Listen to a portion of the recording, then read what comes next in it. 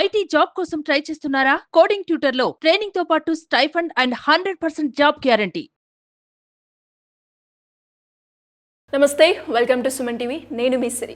ఇప్పటి వరకు మనం ఎన్నో వీడియోస్లో కోల్కతా ఇన్సిడెంట్ గురించి ప్రతి మూమెంట్ మీకు అప్డేట్ ఇస్తూనే ఉన్నాం సుమన్ టీవీ ద్వారా. కానీ మనం చూస్తే ఈ కోల్కతా ఇన్సిడెంట్లో రోజుకు ఒక ట్విస్ట్ని మనం చూస్తూ ఉన్నాం. గత కొన్ని రోజులుగా పాలిగ్రఫీ టెస్ట్ అని అండ్ అలాగే సిబిఐ విచారణ ఏ విధంగా జరుగుతుందని అండ్ ఈ రోజు వచ్చిన లేటెస్ట్ అప్డేట్ ప్రకారంగా ఎవరైతే సందీప్ ఘోష్ ఉన్నారో వాళ్ళ భార్య అతనికి సంబంధించి కొన్ని ఎవిడెన్సెస్ని బయట పెట్టడం జరిగింది. అండ్ అలాగే ఇది సెమినార్ హాల్లో జరగలేదు ఈ ఇన్సిడెంట్ అని కూడా ఆవిడ చెప్పడం జరిగింది. అండ్ ఆ సీసీ ఫుటేజ్లో ఏముంది, దీని గురించి ఇన్ డీటెయిల్గా మనతో మాట్లాడడానికి పృథ్వీ గారు ఉన్నారు. వారిని అడిగి తెలుసుకుందాం. నమస్కారం పృథ్వీ గారు. నమస్తే. మనం చూస్తూ ఉన్నాం, గత ఆల్మోస్ట్ 31 days అవుతుంది కోల్కతా ఇన్సిడెంట్ జరిగి. స్టిల్ ఇంకా కూడా మనం న్యాయం గురించి అయితే పోరాటం జరుగుతూనే ఉంది. కానీ ఆ కేసులో సార్ రోజుకు ఒక ట్విస్ట్ అయితే మనం చూస్తూనే ఉన్నాం. లేటెస్ట్ ప్రోగ్రెస్ ఏ విధంగా ఉంది, ఆ కేసు ఎలా ముందుకెళ్తుంది అనే ప్రాసెస్లో రోజుకొక ఇన్సిడెంట్ గురించి మనం వింటూనే ఉన్నాం. అండ్ అలాగే ఈ రోజు సందీప్ ఘోష్ భార్య కొన్ని సీసీ ఫుటేజ్ని ఇవ్వడం జరిగింది అని మనం చూస్తూ ఉన్నాం. అసలు ఆ సీసీ ఫుటేజ్లో ఏముంది, ఆవిడ ఏం కన్వే చేసింది సార్? సిరి, ఒక తోటి జెండర్స్ జరుగుతున్న అన్యాయం, తోటి మహిళకి జరుగుతున్న అన్యాయం, తన కూడా ఒక మహిళే కదా, మొత్తం ప్రపంచం అంతా కూడా ఒక మహిళకి జరుగుతున్న అన్యాయం గురించి వాకప్ చేయమని గొడవ, న్యాయం చేయమని గొడవ, న్యాయం చేయరా అని గొడవ, ఇంకెన్నాళ్ళు ఎదురు చూడాలని గొడవ. ఇదంతా కూడా సందీప్ ఘోష్ భార్యకి మృత్యుఘోషగా వినపడింది. చాలా అద్భుతంగా తన దగ్గర ఉన్నటువంటి ఎవిడెన్సెస్ని ఏదైతే ఉన్నాయో ఆవిడ సిబిఐకి ఇచ్చి చాలా ఒక రివల్యూషనరీ చేంజ్ అన్నది కేసులో తీసుకెళ్ళగలిగింది. అసలు చాలా ఆశ్చర్యపోయారు. నిన్న కూడా, మొన్న ఫ్రైడే సండేస్లో కూడా ఒక నిర్లిప్తత వచ్చేసింది. ఏంటి ఇంకా జరగదేమో, ఇది ఇంకా ఇట్లా కంటిన్యూ అవుతుందేమో అని చెప్పేసి. అటువంటిది ఈ టైంలో సందీప్ ఘోష్ భార్య వచ్చి నా దగ్గర ఎవిడెన్సెస్ ఉన్నాయి, తీసుకోండి, మీకు ఉపయోగపడతాయి అని చెప్పి ఇచ్చినటువంటి ఆ ధైర్యశాలికి, ఆ స్త్రీమూర్తికి నిజంగా సదా రుణపడి ఉన్నాం. ఏముంది సార్ ఆ ఎవిడెన్సెస్లో ఇప్పటివరకు ఒక ట్రాప్ అన్న విషయం ఇదంతా ఎవరికి ఎక్స్పెక్ట్ చేయనటువంటి ఒక విషయం. ఇదంతా ఇప్పుడు నడుస్తున్నటువంటి సెమినార్ హాల్ అన్నది ఒక పెద్ద ట్రాప్. అంటే అక్కడ జరగలేదు ఇన్సిడెంట్, ఒక ట్రాప్. ఓకే, అంటే అదంతా కూడా క్రియేట్ చేసింది. Yes, manipulated by Ghosh. Roy is planted by Ghosh. Roy అనేవాడు ఈయన అక్కడ ప్లాంట్ చేయబడ్డాడు. అసలు ఇక్కడ సెమినార్ హాల్లో ఇటువంటిది ఏం జరగలేదు, అసలు ఇన్సిడెంట్ ఇక్కడ జరగలేదు అన్నది ఊహ ఆలోచిస్తూ ఉంటే 31 days, నిజంగా 31 daysకి ఒక చోట, అంటే సిబిఐ కొంచెం ముందే తెలిసింది. సిబిఐ వెంటనే చెప్పింది, మాకు ఆల్రెడీ ఇది అర్థమైపోయింది, ఇక్కడ జరగలేదు అన్నదాన్ని. వాళ్ళకు ఉండేటువంటి ఎక్స్పీరియన్స్ వాళ్ళకుండే. అంటే సిబిఐకి వచ్చేటప్పుడు ఒక 24 days 20 days అనుకుందాం. 20 days అంతా సందీప్ ఘోష్ మిస్ట్రాక్ట్ చేయగలిగాడు అంటే నిజంగా ఎంత విల్లనిజం అతనిలో ఉంది అన్నది మనకి స్పష్టంగా బయటకు వస్తుందమ్మా. సందీప్ ఘోష్ అనేటువంటి ఒక రాక్షసుడు, నా భర్త రాక్షసుడు, మీరు అనుకున్నట్టు నా భర్త అంత మంచివాడు కాదు, మీరు ఏదో ఊహించుకుంటున్నారు, అట్లా జరగలేదు. సందీప్ ఘోష్ని ఇంకా ఏదో ప్రిన్సిపాల్ కదా, ఒక కాలేజ్, అతను ఒక డాక్టర్ కదా, అతను ఏం చేయగలడు అని చెప్పిన దానికి తప్పు, నా భర్త గురించి నేను చెప్తాను బయట అని కొన్ని ఎవిడెన్సెస్ ఇచ్చి ఆ మహాతల్లి చేసినటువంటి సహాయం నిజంగా ఆ ఆత్మహత్యకు గురైనటువంటి ఆ తల్లిదండ్రులకి చాలా పెద్ద సేవ చేసినట్టే. వాళ్ళకే కాదు, ఎంటైర్ మెడికోస్, ఈ ఇండియాలో ఉన్న మెడికోస్ వెయిట్ చేస్తున్నటువంటి ఒక సన్నివేశానికి ఆవిడ ఫుల్ స్టాప్ పెట్టడానికి, డైవర్ట్ చేయడానికి, ప్రాపర్ లీడ్ తీసుకెళ్ళటానికి ఆవిడ చాలా ఎక్కువ సహాయపడిందని చెప్పచ్చు. దానిలో ఏమున్నాయంటే, ఈ సెమినార్ హాల్ అన్నది తన ప్లాన్ చేసిన ఒక వెన్యూ. అంటే అతను 2 plans పెట్టుకున్నాడమ్మా. Plan A, plan B. Plan B జరిగినటువంటి ఆత్మహత్య, అత్యాచారాన్ని, దాన్ని ఎంటైర్ ఈ బయటికి రానివ్వకుండా ఎట్లా కాపాడాలి, ఎట్లా దీన్ని తీసుకెళ్ళాలి అంటే ఒక నైట్ అంతా తను ఒక ప్లాన్ చేసుకుని 2 ప్లాన్స్ పెట్టుకుని ఫస్ట్ ప్లాన్ కింద అతను పెట్టుకుంది ఏంటంటే తను చేసింది అయితే ఫస్ట్ ప్లాన్ ఏది తన కార్యాలయంలో అమ్మాయి మానభంగం జరిగి చంపేయబడినటువంటి వ్యక్తిని తీసుకెళ్ళి ఆ సెమినార్ హాల్లో పడేయటానికి రాయ్ హెల్ప్ తీసుకున్నాడు. ఓకే. రాయ్ ఆ అమ్మాయిని తీసుకెళ్ళి అక్కడ సెమినార్ హాల్ దగ్గర పడేశాడు. ఈ పడేసిన తర్వాత అప్పుడు రాయ్కి ఏమని ఎఫిడవిట్ రాయ్ చేశాడు, రాయ్ హెల్ప్ చేశాడు. రాయ్కి ఏమని చెప్పాడంటే రాయ్ తన ప్రతినిధి.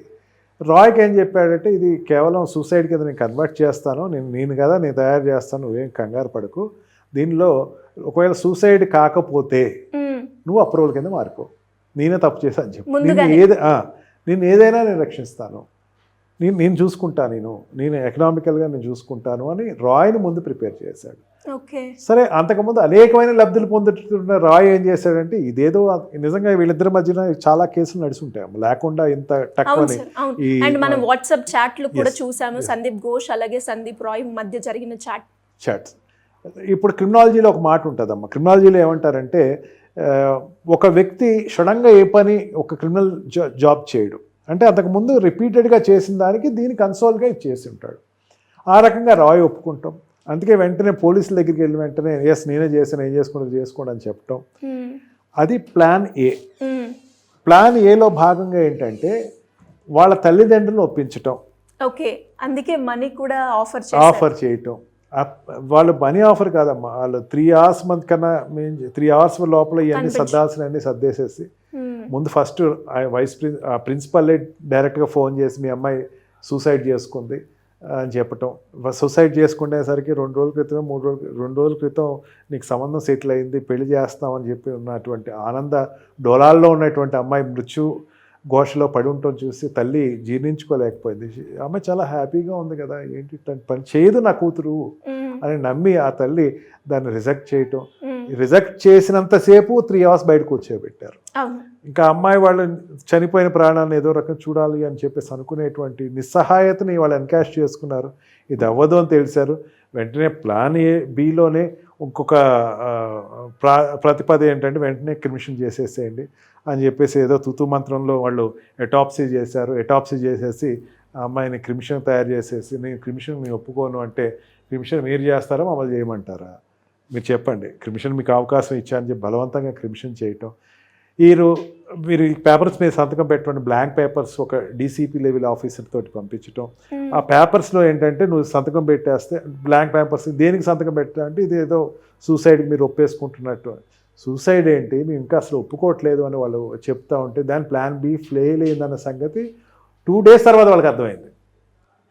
ప్లాన్ ఏంటంటే సందీప్ ఘోష్ అనే వ్యక్తి ఎంత రాక్షసుడో చూడండి, రాయ్ని కూడా దీంట్లో ఇరికించేద్దాము అని చెప్పేసి రాయ్ మీద రోల్ అప్ చేద్దాం 20 days ట్రోల్ చేయగలిగాడు. ఇది హత్యే, అక్కడ జరిగింది, సెమినార్ హాల్లో జరిగింది ఒక హత్య, మానభంగం జరిగిన హత్య అని చెప్పేసి ఒకటి రాయ్ మీద ఒక అనుమానాన్ని తన మీద షిఫ్ట్ చేయటం. తర్వాత ఈ భార్య చెప్పినటువంటి రహస్యం అక్కడ కాదు జరిగింది, మా ఆయన ఉండేటువంటి హాల్లో క్యాంపస్లో ఆయన ఉండేటువంటి రూమ్లో జరిగింది ఇది అని చెప్పేసరికి ఒక్కసారి అందరికి మతిలిపోయినటువంటి అంశం అయింది. మీరు చెప్తుంటే నాకు కూడా షాక్ అవుతుంది సార్, బికాస్ మనం కూడా రెగ్యులర్గా ఇన్సిడెంట్ గురించి మనం మాట్లాడుతూనే ఉన్నాం, కానీ ఇలా రోజుకొక ట్విస్ట్ అయితే వింటూ ఉన్నాం. అసలు ట్విస్ట్ కాదు, మామూలు ట్విస్ట్ కాదు అని కొన్ని ఫుటేజెస్ ఇచ్చింది అమ్మ అమ్మాయి. ఓకే, ధైర్యశాలి నిజంగా. తల్లి ఎవిడెన్సెస్ కాపాడాలి, ఒక ఆడదాని కష్టం ఆడదానికి తెలుస్తుంది అంటారు, ఆడదాని బాధ ఆడదానికి తెలుస్తుంది అంటారు. నరఘోష ఇంతకన్నా నరకం అనుభవించి ఉండదు. నిజంగా నాకు అనిపిస్తూ ఉంటుంది ఆ అమ్మాయి కూడా భార్య కూడా ఎన్ని కష్టాలు పడుతుందో ఇంట్లో, అది వాళ్ళ పర్సనల్ విషయం. కానీ ఇతను శిక్షించబడాలి, నా భర్త అయినా సరే శిక్షించబడాలి అని ఒక దరిద్రులాగా ఒక భూదేవిలాగా అతన్ని పట్టించినట్టు ఆ నిజాలు సిబిఐకి ఇవ్వటం అన్నది నిజంగా ఎంటైర్ ఎపిసోడ్ని చేంజ్ చేసిందమ్మా. సార్ ఇప్పుడు మనం చూస్తే మీరు చెప్పినట్టుగా కొన్ని ఎవిడెన్సెస్ కూడా ఆవిడ ఇవ్వడం జరిగింది, దాంతోపాటు ఆవిడ మాట్లాడడం కూడా జరిగింది. ఈ ఎవిడెన్సెస్ వల్ల కేసు ఎలా మలుపు తిరిగే అవకాశం ఉందంటారు? దాంతో పాటు మనం ఏం ఎక్స్పెక్ట్ చేయొచ్చు సార్? ఇప్పుడు ఒకటి ఏంటంటే ఈ టెంటేటివ్గా బయటకు వచ్చినటువంటి ఒక అంశం. ఈ టెంటేటివ్గా ఎందుకు అంటున్నానంటే సీరియస్గా సుప్రీంకోర్టు అబ్జర్వ్ చేస్తుంది. ఇవాళ కూడా సిట్టింగ్ కూర్చుంది సుప్రీంకోర్టు దీని మీద. సుప్రీంకోర్టులో నడుస్తున్నాయి. అంతేకాకుండా చాలా సీక్రెట్గా జరుగుతున్న ఒక వ్యవహారం. కాకపోతే ఆవిడ ఇచ్చింది అన్నంత వరకు ఇన్ఫర్మేషన్ మనకు వచ్చింది టెంటేటివ్గానే తెలిసింది మనకి.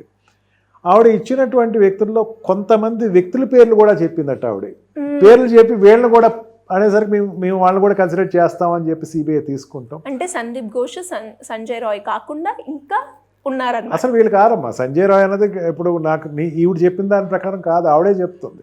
ప్లాన్ ఏలో అయిపోయింది, ప్లాన్ బిని ఇంప్లిమెంట్ చేస్తుంది, ఇది కాకపోతే సి తీసుకొద్దాం అనుకున్నాడు, ఈ లోపల దొరికిపోయాడు అతను. అది వేరే విషయం. ఇప్పుడు జరిగింది ఏంటంటే అతను అసలు వ్యక్తులు ఎవరు అన్నది ఇప్పుడు బయటకు వస్తారమ్మా. ఆల్రెడీ సిబిఐకి ఒక లీడ్ అయితే వచ్చేసింది, సిబిఐకి ఒక దొరికారు, ఆ లిస్టు దొరికారు. ఇప్పుడు వాళ్ళ మీద కాన్సన్ట్రేట్ చేస్తుంది. దీనిలో ఎందుకు బయట పెట్టట్లేదంటే పొలిటికల్ ఇన్వాల్వ్మెంట్ ఎంత అంటే, ఇప్పుడు నేను సందీప్ ఘోష్ అంత ధైర్యంగా చేశాడంటే పొలిటికల్ హ్యాండ్ ఉంది అని ఫస్ట్ నుంచి మనం అనుకుంటున్నాం కదా. ఆ పొలిటికల్ హ్యాండ్స్ కూడా బయట లాగాలి కదా. ఇప్పుడు పొలిటికల్ హ్యాండ్స్ బయట లాగాలి. సుప్రీంకోర్టు అబ్జర్వ్ చేస్తుంది. సుప్రీంకోర్టుకి ఎప్పటికప్పుడు నివేదిక ఇవ్వాలి. ఇందాక సుప్రీంకోర్టు ప్లీడింగ్స్ చూశాను నేను. దాంట్లో ఆయన సీల్డ్ కవర్స్ తోటి ఇవ్వడం చూశాను సిబిఐ వాళ్ళకి. అండ్ ఈ స్టేట్ గవర్నమెంట్ కూడా కొన్ని సీల్డ్ కవర్స్ ఇవ్వడం జరిగింది. అందుకని ఈ హడావుడిగా ఇక్కడ ఉండేటువంటి అనేది ఈ మార్చేసేసి అక్కడ ఉండేటువంటి ఫర్నిచర్ మార్చేసి ఈ అంశాన్ని ఇక్కడ డైవర్ట్ చేసి ఇక్కడ ఆపుదాం అనుకున్నారు. కానీ వెన్యూ అన్నది వేరేది అన్నది అవన్నీ తీసుకురాలేదు. ఇప్పుడు ఆవిడ ఇచ్చిన దాన్ని బట్టి వెన్యూ అనేది దొరికింది కాబట్టి అతి త్వరలో చాలా తక్కువ సమయంలోనే అసలు వాళ్ళు బయటకు రావటం జరుగుతుంది. అప్పుడు నిజంగా అంటే మనందరి ప్రార్థనలు, మెయిన్ సుమన్ టీవీ ద్వారా మన ప్రేక్షకుల ప్రార్థనలు అన్నీ కూడా సఫలీకృతానికి అతి త్వరలోనే మనం ఉన్నాం. నిజంగా కిందటి వారం అయితే సుమన్ టీవీలో కానీ నేను కానీ వ్యక్తిగతంగా చాలా బాధపడ్డాం. ఏంటి ఎన్నాళ్ళు నడుస్తుంది, ఎక్కడో లీడ్ దొరకట్లేదు, ఏదో అవుతుంది అని. కానీ మన అందరి ప్రార్థనలు ఆ భగవంతుడు విన్నాడు. ఖచ్చితంగా న్యాయం ఇప్పుడు మాత్రం జరుగుతుందని చెప్పి ఖచ్చితమైన నమ్మకం అయితే నాకు ఉంది. ఎందుకంటే ఆ భార్య స్వయంగా ఇచ్చేది అనేసరికి దానికి ఉండేటువంటి వెయిటేజ్ దానికి ఉంటుంది. ఒక చేంజ్ అయితే ఖచ్చితంగా వచ్చింది. ఖచ్చితంగా ఫుటేజెస్ కూడా ఇచ్చింది. ఆ ఫుటేజెస్ కూడా చాలా వ్యాలిడ్ ఫుటేజెస్. ఇవన్నీ కూడా సిబిఐ చేసే ఇన్వెస్టిగేషన్ చాలా ఫాస్ట్ అప్ అయ్యి అతి త్వరలోనే మనకి అమ్మాయికి న్యాయం జరుగుతుందని, ఆత్మ శాంతిస్తుందని చెప్పి నేను కోరుకుంటున్నాను. డెఫినెట్గా సార్, ఇన్ని రోజుల పాటు మనం చేస్తూ ఉన్నాం కూడా కొన్ని చేంజెస్ గేమ్ మొత్తం చేంజ్ చేస్తాయి అంటారు. సో ఈవిడ ఇచ్చిన ఎవిడెన్స్ కూడా తొందరగా మనం అందరం ఏదైతే ఎక్స్పెక్ట్ చేస్తున్నామో అభయ కేసులో న్యాయం జరగాలి, జస్టిస్ రావాలి అని ఇంకా తొందరగా వచ్చే అవకాశం ఉంది అన్నది ఈవిడ ఎవిడెన్స్ తోటైతే మనందరికి కూడా అర్థమవుతుంది. Anyways, thank you sir, thank you so much.